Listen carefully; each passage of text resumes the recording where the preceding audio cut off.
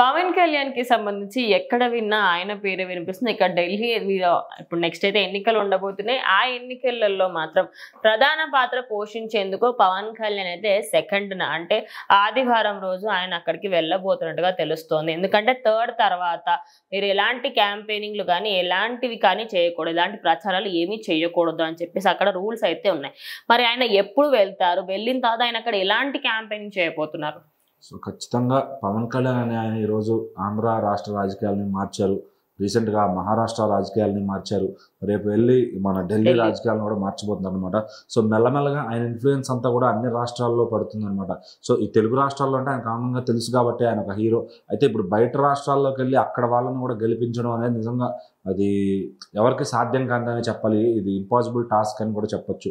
ఒక స్టార్ పవర్తోనే ఆయన అక్కడికి వెళ్ళి బీజేపీ వాళ్ళు కేవలం వాళ్ళు అడగడం వల్ల ఆయన వెళ్ళి వాళ్ళ పక్కన నిలబడి నెక్స్ట్ ఆయన నిలబడుతుంటే జనం అందరూ కూడా ఇతను ఎక్కడో బాగా చేస్తున్నాడు అనే పేరు అందరూ కూడా జన సైనికులు అక్కడ తీసుకెళ్ళడం.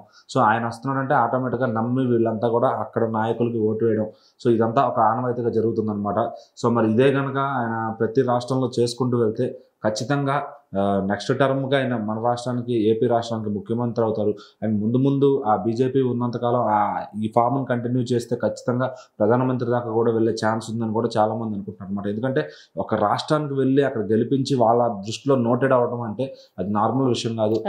చంద్రబాబు గారికి కూడా దగ్గర నాకు తెలిసి ఒక 5 రాష్ట్రాల్లో ఉంటుందేమో. మరి అదే విధంగా ఇప్పుడు పవన్ కళ్యాణ్ గారు ఒక్కొక్క రాష్ట్రం కూడా పెంచుకుంటూ వెళ్తున్నారు.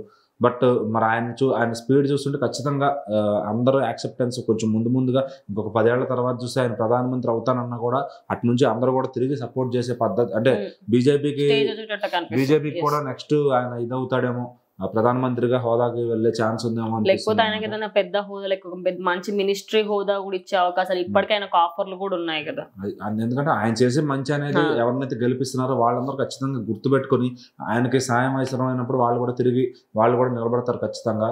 సో మరి అలా ఎంతమందికి సాయం చేసుకుంటూ ఆయన వెళ్తాడు రాజకీయంగా, తర్వాత ఆయన భవిష్యత్తులో అది ఎలా ఉపయోగపడుతుంది అనేది మనం చూడాలి.